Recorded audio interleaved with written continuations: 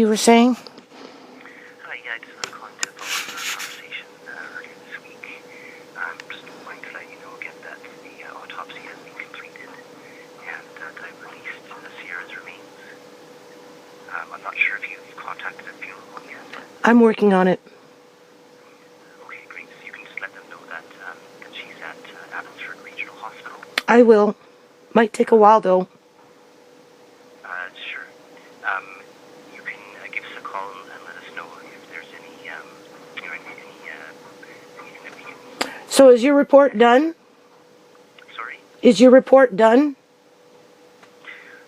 No, so I'm awaiting the pathologist's report. Right. And I can get the full file after Freedom of Information, right? Sorry, say it again. You're kind of muffled there. I said I can get the whole file with Freedom of Information, right? You can get the autopsy report. Yeah, that's right. Do I get the pictures, or do I have to request that separately? The pictures, I'm not sure if those are available. Why? It's under Freedom of Information. Those are pictures of my daughter. Yeah, I'm not really sure about that. I've never had that request. You have them, though, right? Do you mean from the scene or from the autopsy? Yeah, from the scene, or the autopsy, both. Well, the pathologist would have any photos taken from the autopsy. Okay. Yeah. And you have them from the scene. Those aren't part of the autopsy report, though. The autopsy report is just a narrative, like text. No, I want the full report. Yeah, I'm not sure if that's available, but... Well, it should be under Freedom of Information. It's under file. What file is it? Is it in a medical file? Whose file? It's somebody's file. Like, is my daughter registered as a patient at the Abbotsford Hospital? I want to know. To be honest with you, I'm not sure whether photos are available or not. I asked if my daughter was registered as a patient at the Abbotsford Hospital, because that's where her body is. So is she registered as a patient? Well, she'd be registered as someone who is undergoing an autopsy. Okay, well, there's a file there at the Abbotsford Hospital, which I should be able to access with the imageries. Yeah, you'll have to look into that. I'm not really sure if that's available. Okay. But we can furnish you with the autopsy report. No, I want the details. Yeah, so you'll have to look into that. Freedom of Information, right? Yeah, I'm not sure, but we can give you the autopsy report. I don't want a summary. I want the full report. And I want the pictures. You'll have to look into that. I'm able to give you the standard autopsy report. I'm not sure about the images. Can you send me something now in the mail, please? No, it's not available yet. Oh, when you get it done, just send me a copy in the mail. You're done then. Is that what you're saying? But, no, so the autopsy You've concluded your investigation? No. Okay. No. Well, once it is done, I will be able to send you a report. But those reports are not going to be available for months to come. and that's when you'll be concluded with your investigation. Yeah. Right. So I'm going to make sure that I have do you want it by email or by regular mail? You have my address there. Look up ShaMay Chorney. Excuse me, pardon me? You have my address. Look up ShaMay Chorney. Can you just give me your mailing address? You have my address. You don't have a mailing address, okay? No, you look up ShaMay Chorney. There's a file there. Do you want me to get her file number? Sure, that'd be helpful. Well, then you'll have to call me back because I have to go into my papers to get it, okay? Okay, we'll be in touch. Thank you. Bye. Thanks, bye-bye. Okay, that's April 3rd. All right.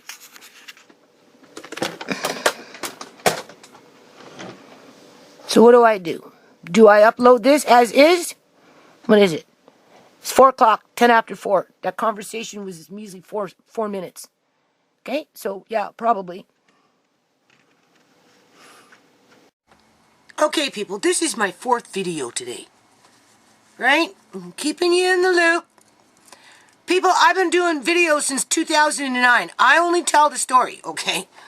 I'm not the one that writes it, per se, other than I tell it as it unfolds. So, as it unfolded today, I had 2 phone calls, right? I was talking to social services in regards to paying for ShaMay's, Tisha, oh God, Ciera's funeral, okay? All these things on my mind, right? Because what's going to happen here, people, is this is the way it's going to go down. Hopefully. Right? After I verify that indeed this is Ciera, and I can see her body front and back, naked, and take pictures for my own records. Just, okay? In light of everything, people. If I could, I would see if I could get an independent pathologist to do an autopsy. But I can't, because we don't have the legislation in place for that to happen. All we have is a handful of coroners, right, basically monitoring that situation. It's not the coroner who does the so-called forensic autopsy. It's some pathologist supposed to be in a morgue, hospital, I don't know. Okay? A lot of stuff out here is being contracted out. Probably fell under that union busting when the BC Liberal government came into power in 2001. Because they busted up a lot of unions and then forced public servants to work under contract that chipped away at government pension plans and those types of things, depending on where they fell within the union, public union sector in general. Okay, I don't want to get into politics. So, what was I saying? I'm getting tired now, people. Like, I'm really getting tired here. I forgot. That's how tired I'm starting to get. I'm like overwhelmed. Oh, yeah, so, okay. So I'm talking to this woman, right? I'm explaining to her why I want to have a funeral for Ciera. One, Tisha doesn't want me to look at two urns up here and be reminded that I've lost two daughters. She wants to take ShaMay's urn and put it with Ciera, but I don't want to do that. Maybe a few ashes, but I'm okay with ShaMay's urn there. But then, you know, it's still up for family debate. Okay? But we both agree that Ciera should be buried, and I think we should have a funeral. And we've decided to do something similar like we did with ShaMay, with the celebration of life, renting the hall, inviting all Ciera's friends. Just put the call out in the streets, you know, right? This is where you come, and do an all-day event. People, with the music, with the food, you know, people can come and go. They can grieve in their own way, you know. Have the kids go home early if anyone shows up with kids, because, you know, there's lots of people who knew Ciera. And then, you know, maybe try and give some time for people to talk. But when you got, you know, kids running around or music or whatever it is, it's kind of hard to fit in the talking part outside of people sitting at the tables and talking and socializing and grieving in their own way without any pressure. Where there's no pressure. You can stay for 5 minutes. You can stay for 8 hours. You can stay for as long as you want, right? And you can do pretty much what you want, right? And so that's what we did for ShaMay, and this is what we're thinking to do for Ciera. In light of Ciera had a lot of friends. A lot of her friends were getting frustrated with her. You know, I know she scared the pants off a lot of her friends with her, you know, Ciera's irresponsible behavior with drugs. And, you know, but they were still her friends. So out of respect to her friends, right, and to Ciera, that's what we've decided to do. So I've made arrangements now where that can be paid for, right? The funeral aspect of it in terms of people gathering. So the whole event would be the wake, which will be after the coronavirus. If we do an actual funeral, we're not allowed to have no more than 2 or 3, 4 people. It's at 10 right now, but when I was speaking to the director of the funeral home I was dealing with there on the phone yesterday, he said he wouldn't be surprised if it doesn't get dropped down to 2 or 3 or 4 or 5 people. To me, that doesn't make any sense. So I'm going to see whoever, helps me with this, if we can have the actual funeral after everything blows over with the coronavirus, and then from the funeral, we can go to the wake, which would be in the hall, right? That's open to Ciera's friends, right? And family members and whatnot, okay? So that's the plan. And it's been approved, okay? Now, I didn't record that conversation, people. Although it would have been an interesting conversation to record, because I actually talked to the lady for quite a long time. And, we talked about a number of things. And just like I do on YouTube, people, I told her about ShaMay, and I told her my suspicions around what's happening with Ciera and how I'm kind of like in the dark. But, Ciera deserves just as much justice as ShaMay.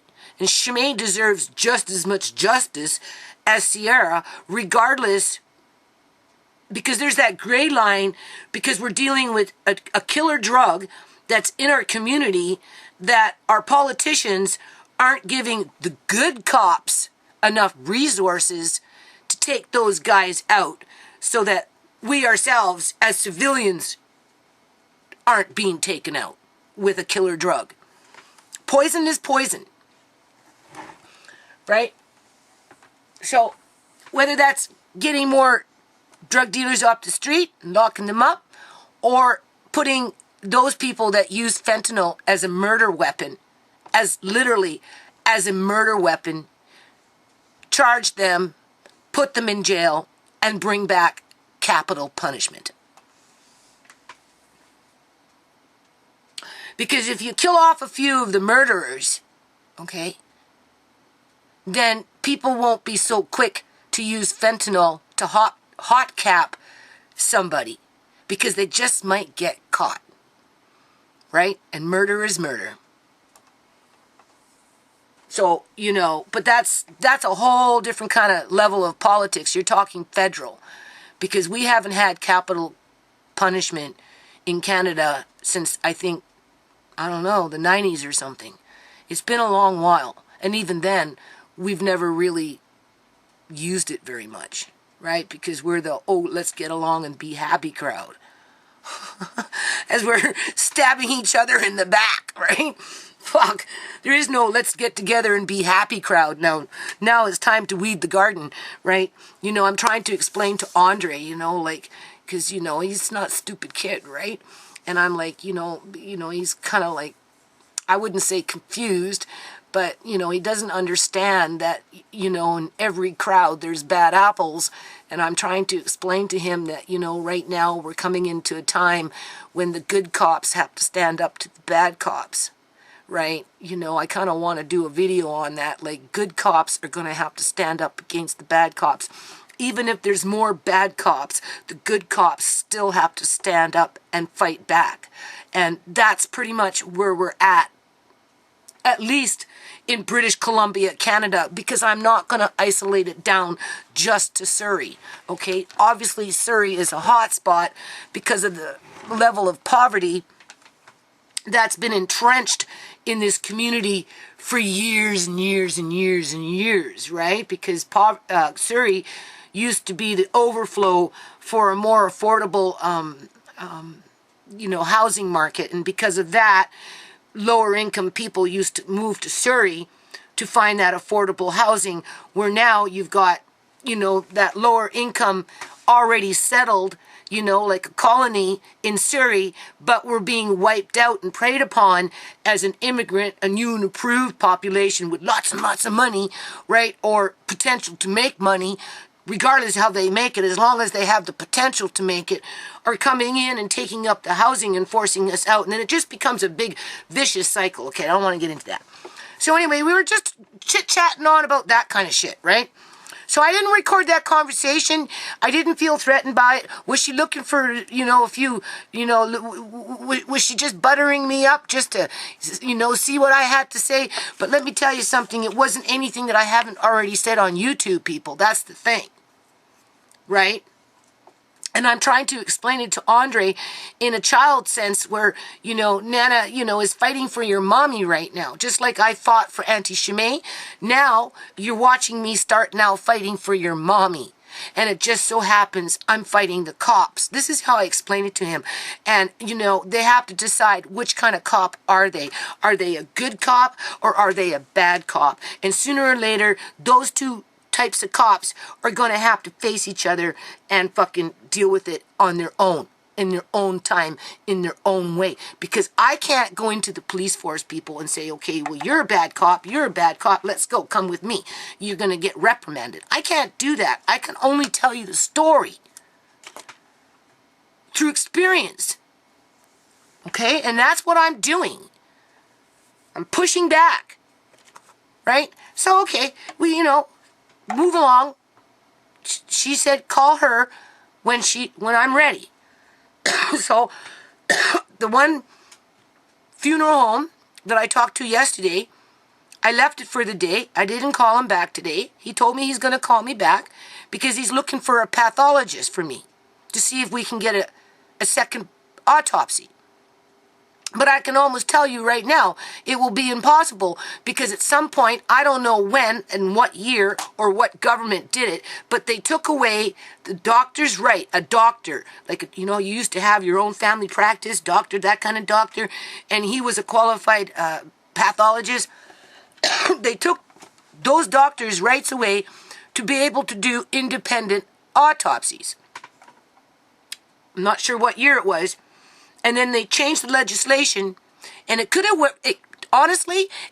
very well been under the NDP, because NDP is more government, where a Republican BC Liberal would be more, or progressive conservative would be more of a private, right?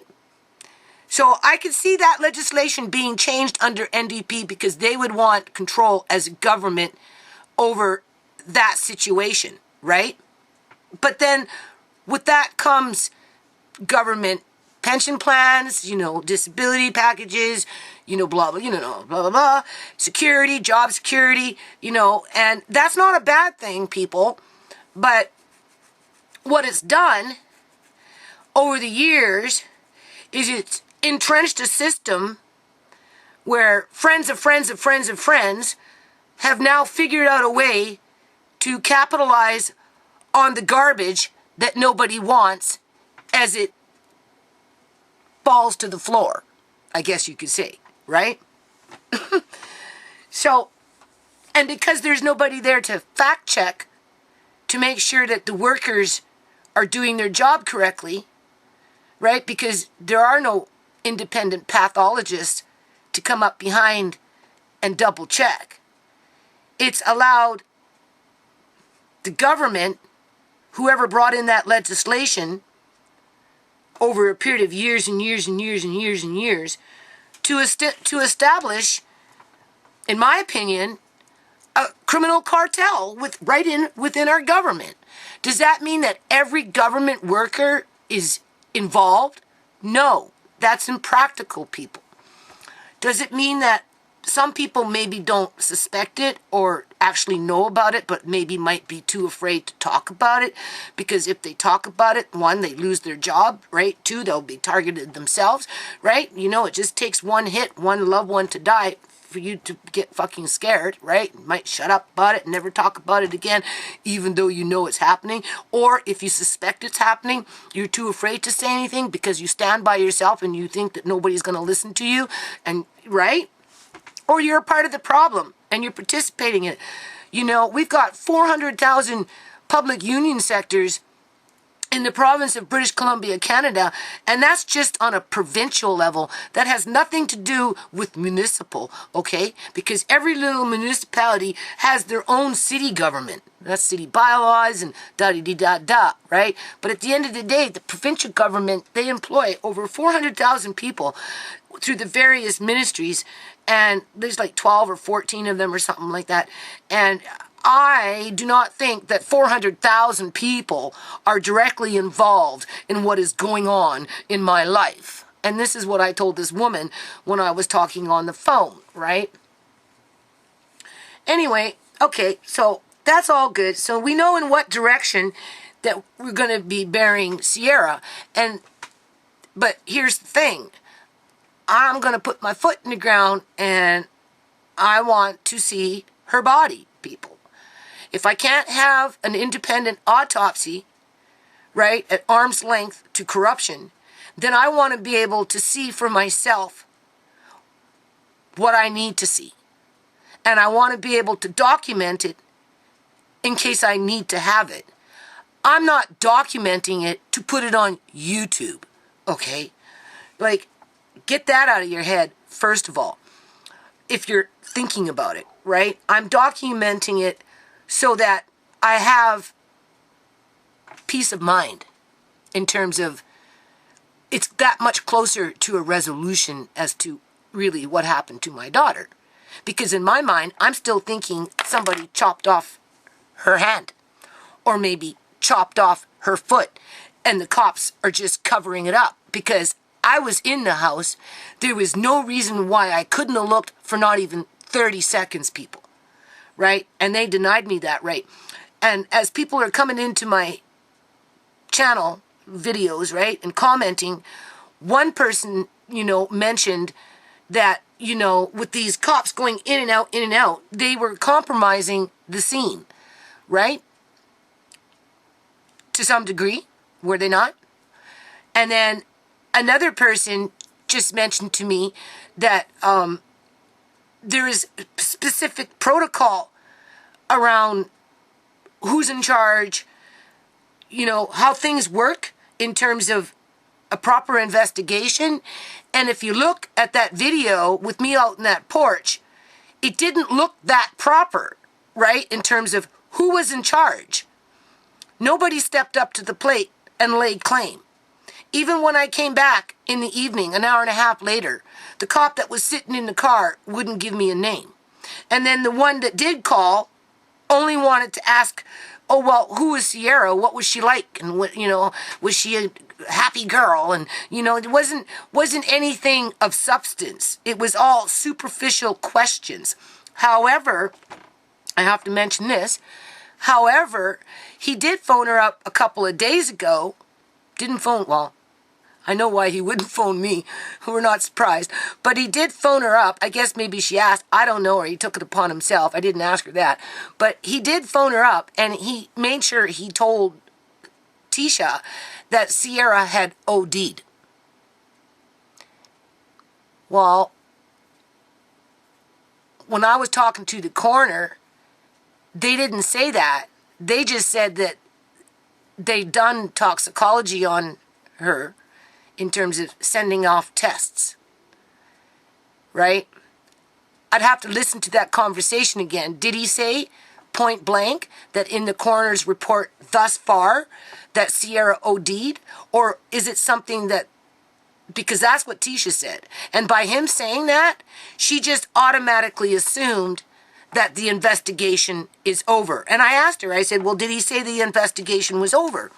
She said no, but he did say Ciera OD'd. And I guess he called 2 or 3 days ago, her. So I don't know. I'm still in the dark, people. The point is this the lead investigator? Because if he is, he wasn't there at the scene. We were playing like, what do you call that? Musical chairs with the door. You know how you do musical chairs? Everybody stop, and then the music starts, and everybody move, and then they stop, and right? If you just look at the way that cop was dealing with that fucking door, with those people going in and out, it was like musical chairs. There was no, I don't know. Okay, so I'm just pointing that out. It could be my imagination, but I think somebody's already noticed that there was no real protocol, no real procedure being followed through on that very, very, very serious situation. Now, something else that came to my attention, and if I could do a live, people, I would, but I am too tired, and I struggle with doing lives, and I've got the pressure with the yard, right? I have to just follow through on these things. But what I should do, Oh, anyway, I'll just tell you what this other person brought attention to me. Now, you know those little white vans that were going in and out of that driveway? I just came across a video, right, from my area where it specifically shows that van being used to transport a body, with a body being rolled up to it on a gurney. On a gurney. So they were going to take that body on the gurney and slide it into that little van. I didn't see anybody come out of those little vans with the gurney. All I seen was a phantom car bolt the fuck out of there. Okay? That's my beef, people. All right? That's part of my beef. Now, when I say that, what makes me think about is John, because he's a key player in all this. But you know what? I'm going to cut the dude some slack, people, because I am not a bad person. I am not going to go around and falsely accuse somebody of something they didn't do just because I like to ruin people's lives. Okay? That's not my character. All right? Some people are saying he's straight up lying because he's bumbling over his words, blah, blah, blah, right? And some people are saying he's scared, you know, he's traumatized, he's on shock, blah, blah, blah. You know, obviously the police, apparently, from his words, are telling him not to say anything. I mean, that's a really broad brush. That could mean anything, right? What does that mean? Not say anything. What does that mean? I could hear a lawyer telling him that, but the police, unless, of course, maybe he has something wrong with him, whether it's old age, because he's not a young man. You know, he may be developing dementia with age. He may be developing, what is it called? Alzheimer's with age. Or maybe as a young man, he got hit on the head and maybe suffered from some sort of brain damage that, you know, makes, because when I listen to him, people, I kind of hear, you know, elderly people, and I'm not saying he's old, but, you know, he's creeping up a little bit in age, right? And when people, you know, get older, right? You know, they change, right? And like, you know, Uncle John was with me for a long time, people. And just the way he talks sometimes, this man, the way he talks, you know, you have to give him time to think.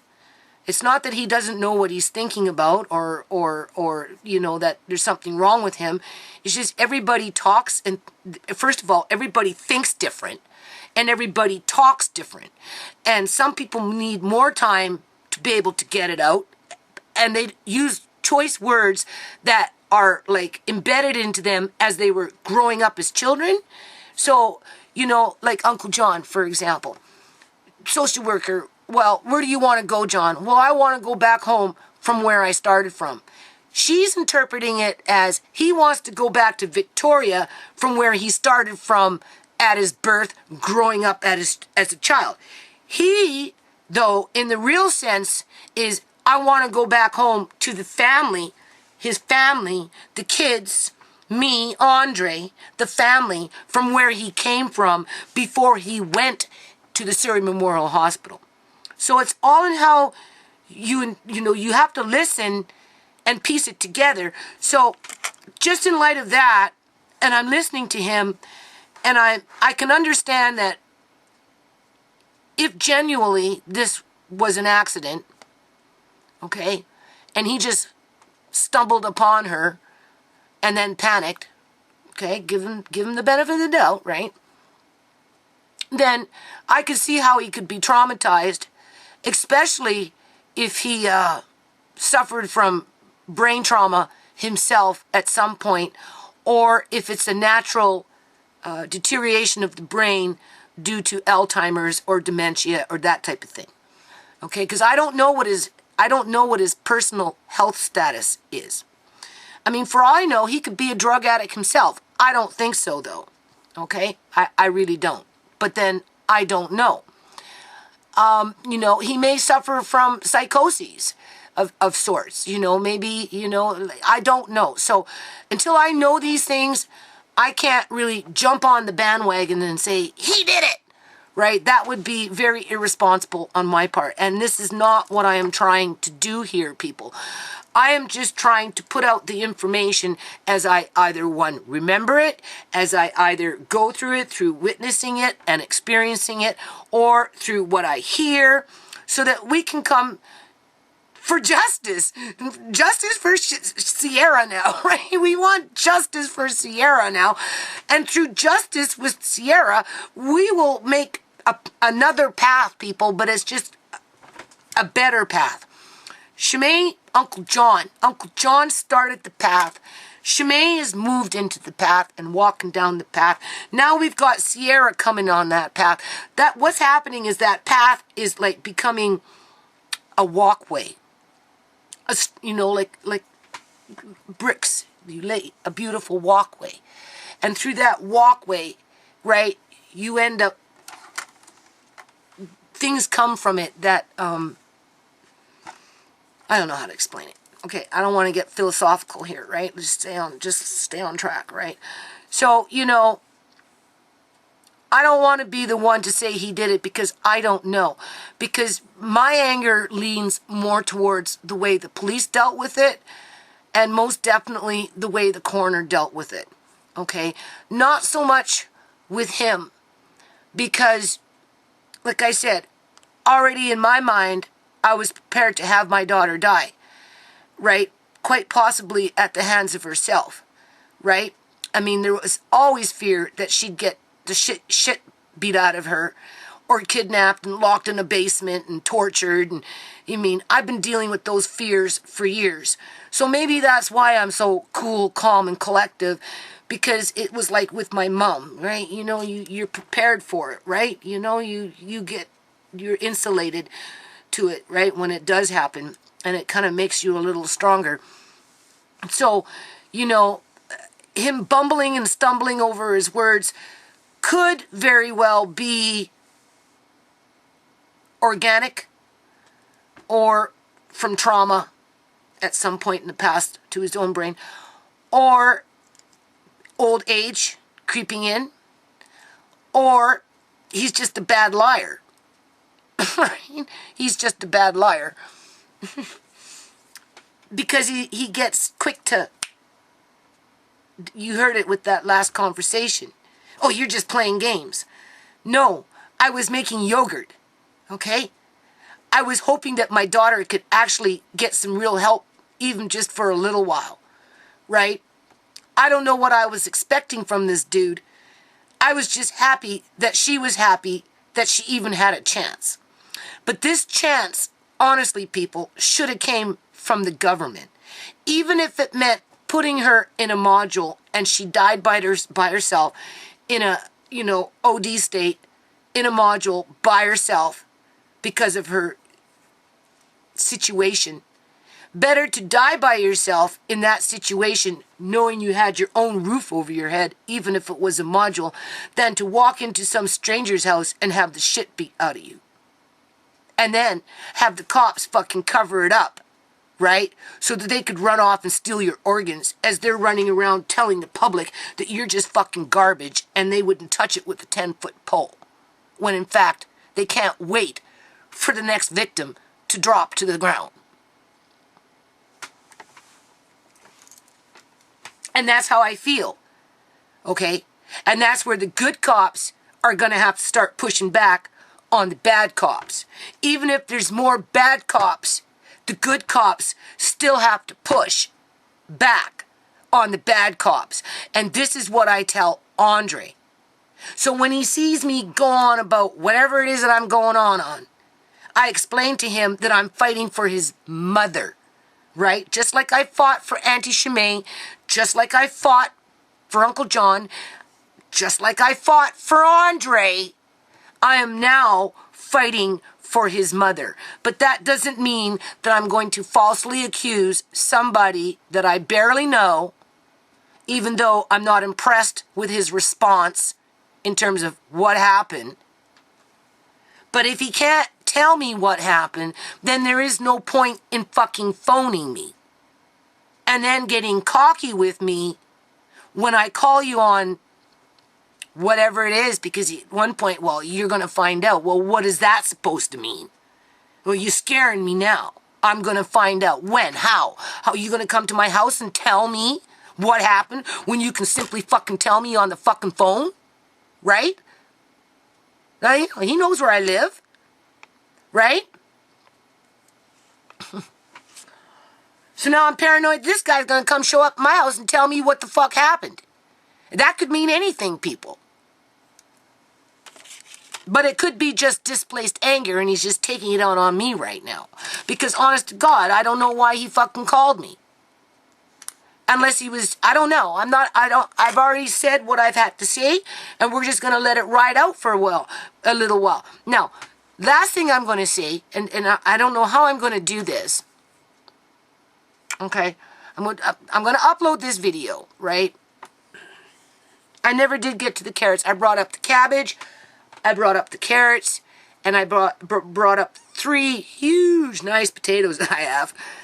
And I was going to do a farmer's meal because, you know, and I did want to mention that maybe this harvest box thing that Trump tried to bring in years ago through his welfare reform when he first got elected, he might want to think about sparking up that program again if it's not running and extend it to the general population and partner up with some farmers somewhere along the way and send in boxes of food, a bag of carrots, you know, a cabbage, some potatoes, a bag of rice, a bag of beans, throw in some sugar, a little oil, you know, a few pounds of butter, a block of cheese, that kind of stuff, and start making plans to distribute that among the general population in light of what is going on.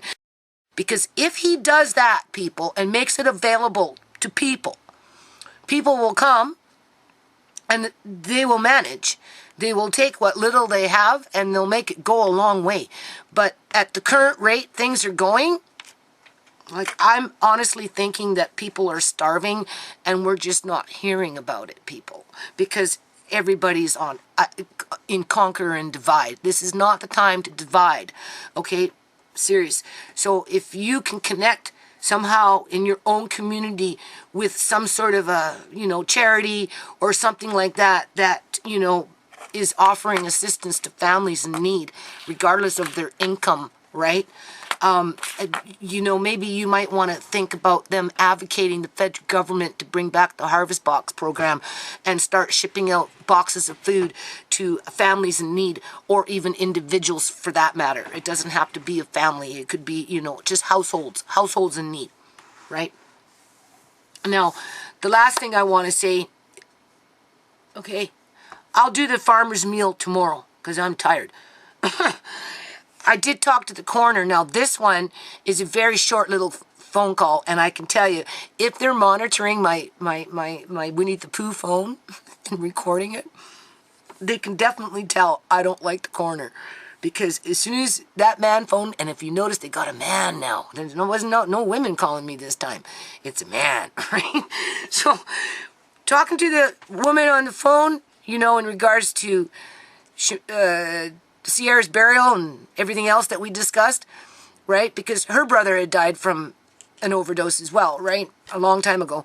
So, compared to, you know, not even an hour and a half later, talking to the coroner from high to low, right? And when you hear me, because I'm gonna upload this one, it's only a 4-minute conversation, because I mean, I wear my colors on my sleeve. I wear my emotions. It's very hard for me to pretend to be somebody I'm not. And if I don't like you, and right now I don't like corners, you know, I don't really got too much to say to you. So I'll let you hear that 4-minute conversation, and we'll just have to wait and see. Because, you know, the coroner's office, you know, is double fiddle, right? Between the police and the coroner. You know, as far as the coroner is concerned, the investigation is practically over until the cops say, well, we've done our job, no criminal activity, it was an accident, and then the coroner just stamps it. There's that rubber stamp, right? And right now, everybody's just basically running around saying OD, and if she actually did have a bump on her head, then in that case, she did it to herself because she must have fell, right? So, but, I mean, nobody can prove that at this point, and especially when, you know, that man did have an opportunity from the very, very beginning to tell me exactly how it went down. But in light of maybe he's got his own mental health issues or brain damage or whatever, you know, I'm not saying it's an excuse, but it might just take him a little longer to spit it out, right? It's not that he's not trying to spit it out. Maybe he just doesn't know how to spit it out. Or at least if he spits it out, it's not in the words that we would normally use. And that's something Uncle John taught me, right? Especially when people get older, you have to give them more time to talk. I'm not giving time to talk because, you know, I just want the truth, okay? I'm not here to fucking entertain you, right? And I sure not here for you to tell me that I'm playing games, okay? When I'm completely busy, I don't got time to play games. But in light of his age and just what I'm saying is I don't want people to jump on the bandwagon and prosecute this guy until we know more. I'm just giving you an opportunity to be a part of the story by being involved. You're allowed to your opinion, right? You follow up as much as I follow up. You get the news as I get the news, okay? And at the end of the day, though, we're doing it for justice. We're doing it for justice for ShaMay. Unfortunately, we're doing it for justice for Ciera. Even if she did it to herself, we still want justice. And then from there, because that path, Uncle John already paved the way. Do you see how that path is just getting entrenched and better and just easier to walk on, right? And the more it's easier to walk on and becomes solid, like with bricks, a pathway, then that's, right, you get results, which opens the path for other people. So really, Uncle John was the one. Well, I guess you could almost say Andre, really, but, or even Ciera, but however it is, people before them, the path is there. So we're on the path, and, you know, it is what it is. Okay, I don't want to say it, but I do. If I get arrested, it would only be because I do YouTube.